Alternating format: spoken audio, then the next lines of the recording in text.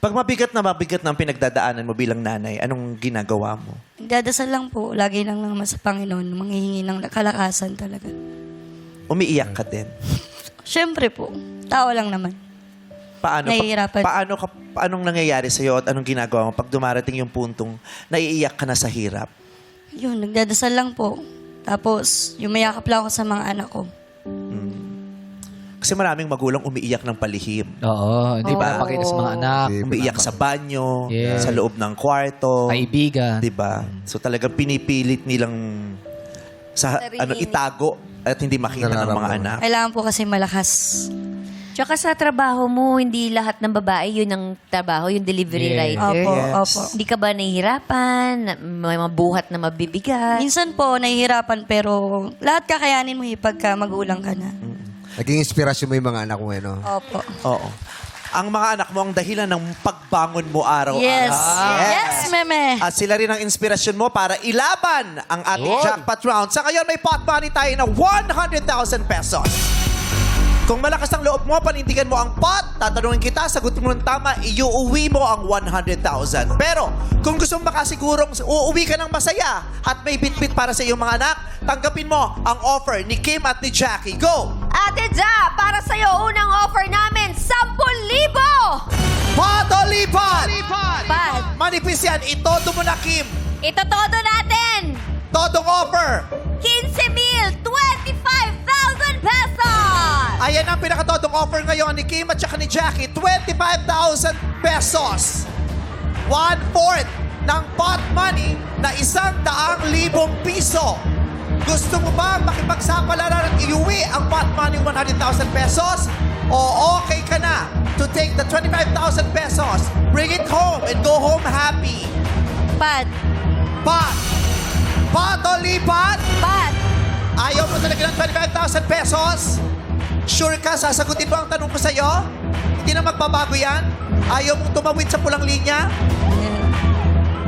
Ipapaalala ko lamang sa'yo pag pinili mo ang pot at hindi mo nasagot ng tama ang katanungan ko, ang iuwi mo lamang ay yung consolation prize na 1,000 pesos. Opo. Alam mo naman yon. Opo. So, pot o lipat? Pat. Pot. Okay, let's go here. Cha. Ang pinili mo ay pot. Buo ang loob mo na sumagot sa katanungan ko. Ja, tama? Opo. Kailangan mo lamang humarap sa akin. Wala kang ibang pwedeng tingnan. Ako lamang. No coaching, please. Eto na ang 100,000 peso question. Matagal ka na bang taga-Taguig? Ay, taga-Pateros? Opo, since birth po. Buong buhay mo dyan ka na nakatira. Yes po. At alam mo naman ang pinakasikat na produkto ng iyong lugar na Balot. balot. Okay. Ang katanungan natin ay may kinalaman sa pinakasikat na produkto ng Pateros na balot. Makinig ka. Sa akin ka lang pwedeng tumingin siya. 2 beses kong bibigkasin ang katanungan. Pagkatapos ay may 5 segundo ka para sumagot. Okay. Katulad ng sinabi ko kanina, ang bayan ng Pateros ay tinaguriang Balut Capital. Tama? Yes po. Ano naman ang popular full name ng singer na nagpasikat sa kantang Balut at tinaguriang The Queen of Vaudeville? Alam mo ba yung kantang Balut, Benoy, Balut? Ang tanong, ano ang popular full name ng singer na nagpasikat ng kantang Balut at tinaguriang The Queen of Vaudeville? Okay? Bibigyan kita ng 5 segundo para mag-isip at sumagot. Timer starts now.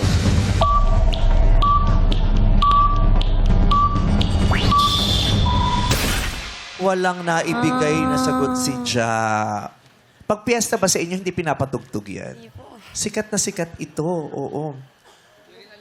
May nakakaalam ba sa inyo ng mga taga-Pateros? Taga-Pateros, Yung nasa likod kasi hindi taga-Pateros. Pero yung mga taga-Pateros, hindi nyo alam yung kantang Balot? Balot, Penoy, Balot! Bili na kayo ng itlog na balot! Sapagkat itong balot ay mainam na gamot sa mga taong laging nalalambot. Balot! Ang umawit ng balot ay si Katie De La Cruz. Yun, ang tabang sagot. Si Katie De La Cruz. Oh, I'm sorry, Ja. Hindi mo napanalunan Okay lang pot po. money natin ng 100,000 pesos.